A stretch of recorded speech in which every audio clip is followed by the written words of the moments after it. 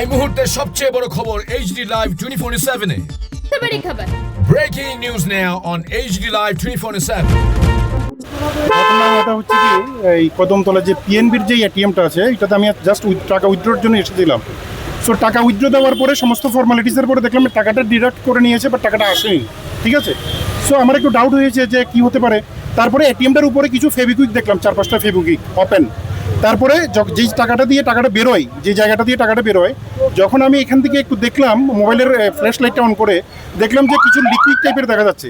তারপর আমি ডাউট করলাম যে হয়তো বা ফেভিকুইক দিয়ে কিছু একটা লাগানো আছে এখানে। তারপর আমি বাইকের চাবিটা বের করে যেই একটু ইয়ে করলাম, একটা উডেন পিস বা এই কি বলে এটাকে, একটা কাঠের টুকরোর মতন কিছু হালকা একটা পাতলা, ওইটা ওই এটিএমের যে টাকাটা, যে জায়গাটা দিয়ে টাকাটা বেরোয় সেই জায়গাটাতে লাগানো। তারপর আমি একটু প্রেস করাতেই ওই জায়গাটা ইয়েটা ছুটে যায়। আমি একটু মানে খুব চাপ দিয়েই একটু ইয়ে করলাম আর কি, প্রেশার দিয়েই প্রেস করলাম, ওই অংশটা বেরিয়েছে। তারপর দেখলাম ভিতরে টাকাটা আটকে আছে। তারপরে টাকাটা অনেক কষ্ট আমি টেনে বের করলাম। অ্যাকর্ডিংলি টাকাটার মধ্যে কিছু ফেভিকুইক লেগে গেছে। যাই হোক, আমি এটা রিকভারি নিয়েছি। রিকভারি করে আমি ওইখানে দাঁড়িয়েই কাস্টমার কেয়ারকে ফোন করেছি পিএনবির, যে দিস ইজ দ্য সিচুয়েশান, আপনাদের এটিএমের মধ্যে অ্যাড্রেসটা দিলাম। তারপরে কাস্টমার কেয়ারের সাথে কথা বলার সাথে আরেকজন ভদ্রলোক আসলেন, তো উনি আমাকে জিজ্ঞাসা করলেন, আমি বললাম। তারপরে উনি বলছেন যে একটা কাজ করুন, ওরা আশেপাশেই থাকবে চোরগুলি, যেহেতু এটা জাস্ট লাগিয়েছে বা কিছুক্ষণ হয়েছে হয়তো বা। সো আমরা বেরিয়ে জাস্ট একটু দূরে গিয়ে আমি ভিডিও রেকর্ডিংটা অন করে রাখলাম মোবাইলে। তারপরে দাদাকে বললাম, ওই ভদ্রলোককে বললাম যে আপনি আমার সাথে একটু দাঁড়ান আশেপাশে, ওরা এখন যদি আসে আমরা দেখব।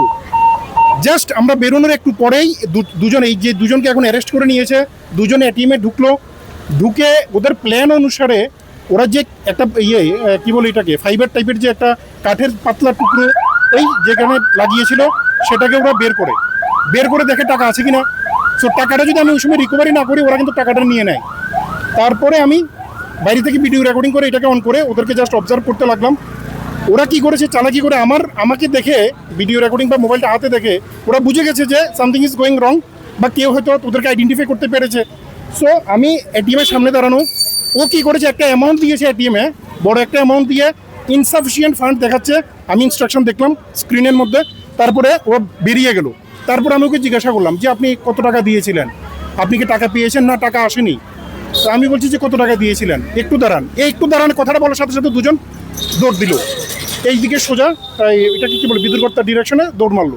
আমি পেছনে চুরচুর করে দৌড়ালাম, ওই দাদাটাও দৌড় মারলো, সাথে আরও কয়েকজন হেল্প করলো এখানে দাদা যারা উপস্থিত ছিল।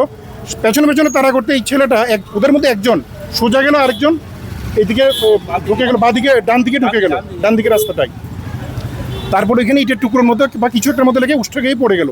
সো ওইখানে গিয়ে ওকে আমি বললাম যে এখান থেকে বসে থাকো, না হলে কিন্তু সবাই তাড়া করবে তোমাকে। ওইখানে বসে থাকতে বললাম, বসে থাকলো। তারপরে অনেকজন দাদা জড়ো হলো, বলছে যে ইয়ে করতে, ইস্ট পিএস অথবা ওয়েস্ট পিএসে ফোন করার জন্য। তো দেখলাম যে এটা একটা লিগ্যাল ইস্যু হয়ে গেছে। আজকে আমি চালাকি করে টাকাটা পেয়েছি, অন্য সাধারণ কাস্টমার যদি হতো কি হতো, টাকাটা ওইখানে আটকে থাকতো, ভাবতো সিস্টেম মানে এটিএম রিলেটেড ইস্যু। সো ওরা টাকাটা না নিয়েই চলে যেত, ওরা একটু পরে গিয়ে টাকাটা নিয়ে আবার পাশে দাঁড়িয়ে থাকতো, লাইক দ্যাট। সো এরপরে ওর সাথে যেটা ছিল ওইটা ওইদিকে পালিয়ে গেল, ওকে নিয়ে আমরা বসে থাকলাম। তারপরে ওয়েস্ট পিএসের কিছু স্টাফ এসেছে, পুলিশ বাবুরা এসে ওকে ধরে, তারপরে আমরা যেই এটিএমটার মধ্যে ইনসিডেন্ট হয়েছে সেখানে নিয়ে এসেছি, লাইভ এক্সাম্পল দিয়েছি পুলিশের সামনে। এখন আমরা দেখবো পুলিশ এটা কী ব্যবস্থা নেয়। লাইভ এক্সাম্পলটা কি আমি বলছি, এখানে একটা, আমি জাস্ট বলছি উপজাতি, দ্যাট মিনস ট্রাইবাল কমিউনিটির একজন মেয়ে ছিল, ইয়াং মেয়েটা টাকাটা দিয়েছে উইথড্রয়াল, বাট টাকাটা আসেনি, বেরোয়নি, কারণ ওরা যে ঢুকেছিল কার টাকা আবার লাগিয়ে দিয়েছিল। এবার ওরা, এই মেয়েটা দাঁড়িয়ে আছে, টাকাটা আসেনি। মেয়েটাকে আমি জিজ্ঞাসা করলাম কী হয়েছে, বলছে যে আঙ্কেল টাকাটা দিয়েছে বাট টাকাটা আসেনি।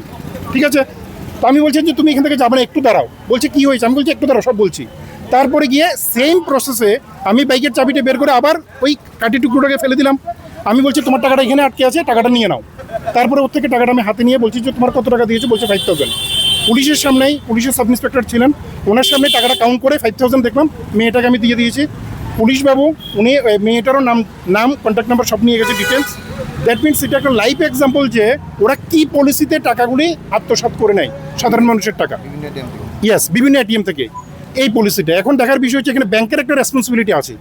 শুধু আমি হা করে বসে থাকলাম, কাস্টমার কেয়ার আমাকে পিএনবি বলছে ম্যানেজার কাছে মেইল করার জন্য। আমি কেন মেইল করব? সাধারণ গ্রাহক, আমি কেন মেইল করব? এই হেডেকটা আমি কেন নেব? ওদের উচিত কোন এটিএমে, কোন সিসি ক্যামেরাতে বা কোন সিসিটিভি ফুটেজের মধ্যে সন্দেহজনক কেউ ঢুকছে, কিছু একটা লাগাচ্ছে, এগুলি ফলো আপ করা। আদার হ্যাঁ, মানে তারা কোথাকার কিছু কি পাওয়া গেছে যে দুজনকে আপনারা ওরা নর্থ ত্রিপুরার, ওর আই কার্ডগুলি আমি দেখেছি, আধার কার্ড প্যান কার্ড দেখেছি, ওরা নর্থ ত্রিপুরার। ওর সামথিং হুসেন বা কিছু একটা নাম, সব ডিটেলস আমি পুলিশ বাবুদের বলেছি। মুসলিম, সব মুসলিম। দুজন আমাকে আইডেন্টিফাই করেছি। ওদেরকে যখন আমরা বসিয়ে রাখলাম, সাথে সাথে অনেকগুলি ফোন আসছে ওর কাছে, কোথায় আছিস, কি করছিস, কোন জায়গায় আছিস। আমরাও ট্রাই করেছি আইডেন্টিফাই করার জন্য। এটা থেকে বোঝা গেছে যে ওরা মানে এক group of people working such type of things, illegal things. So accordingly ওই ছেলেগুলিকে বললাম যে তোমাদের দুজনকে আটক করা হয়েছে, এখানে এসে নিয়ে যাও, বাট ওরা আসেনি। এখন পুলিশ বাবুদের আমি রিকোয়েস্ট করবো আপনাদের মাধ্যমে যে পুরো গ্রুপটাকে যেন আইডেন্টিফাই করতে পারে এবং স্ট্রিক্ট অ্যাকশন যেন নেওয়া হয়, সাধারণ গ্রাহক যেন হ্যারাস না হয়। আর ব্যাংকের জন্য আমি বলবো, ব্যাংক যেন এই বিষয়টাতে অনেকটা সজাগ থাকে, সাধারণ মানুষের টাকা যেন নয়ছয় না হয়, কারণ অনেক কষ্ট অর্জিত পয়সা মানুষের। আমি চালাকি করাতে আমার টাকাটা বেঁচে গেলাম, আরেকটা মেয়ে ছিল, সেই মেয়েটার টাকাটাও পেয়ে গেছে। আজকে আমরা যদি সাধারণ গ্রাহক হতাম, না বুঝতো, বা একজন সাধারণ না ন্যূনতম টাকা উইথড্র দিতে পারে, এক্সট্রা কোনো কিছু বুঝে না, computer function system related, that just illiterate person হতে পারে, কম বিজ্ঞ হতে পারে, লাইক দ্যাট। সো এতে কি হতো, টাকাটা কিন্তু ওদের নয়ছয় হয়ে যেত, ওই লোকগুলি এসে নিয়ে যেত। ছেলেটা এখানে আরেকটা জিনিস বলে রাখি, এটিএমটার পাশে ওর একটা পালসার বাইক দাঁড়ানো ছিল। ওই এখন বলতে পারে লিগ্যাল গ্রাউন্ডে যখন আমরা যাব, অনেক কিছুতে বেরোতে পারে যে ও এমনিতে হয়তো পালিয়ে গেছে। ওর বাইকটা এখানে ফেলে কেন পালাবে এটিএম থেকে বেরিয়ে? ওকে আমি জাস্ট জিজ্ঞাসা করেছি কত টাকা অ্যামাউন্ট দিয়েছিলেন, কেন আসেনি। আমি তো দেখলাম ইনস্ট্রাকশন ইনসাফিসিয়েন্ট ফান্ড, এই কথাটা বলার সাথে সাথেও পালিয়ে গেছে দুজন। That means what, or bike কিন্তু এখানে দাঁড়ানো এটিএমটার সামনে। এখন ওয়েস্ট পিএসের একজন সাব ইন্সপেক্টর উনি এসে বাইকটাকে নিয়ে গেছেন। সো এখান থেকে ক্লিয়ার কাট পিকচার বেরিয়ে গেছে। আমি রিকোয়েস্ট করবো লিগ্যাল সিস্টেম যারাই হ্যান্ডেল করে, পুলিশ বাবুদেরকে বলবো আপনাদের মাধ্যমে, ওরা যেন ছাড় না পায়, স্ট্রিক্ট অ্যাকশন যেন নেওয়া হয় ওদের বিরুদ্ধে। Simple. Thank you so much.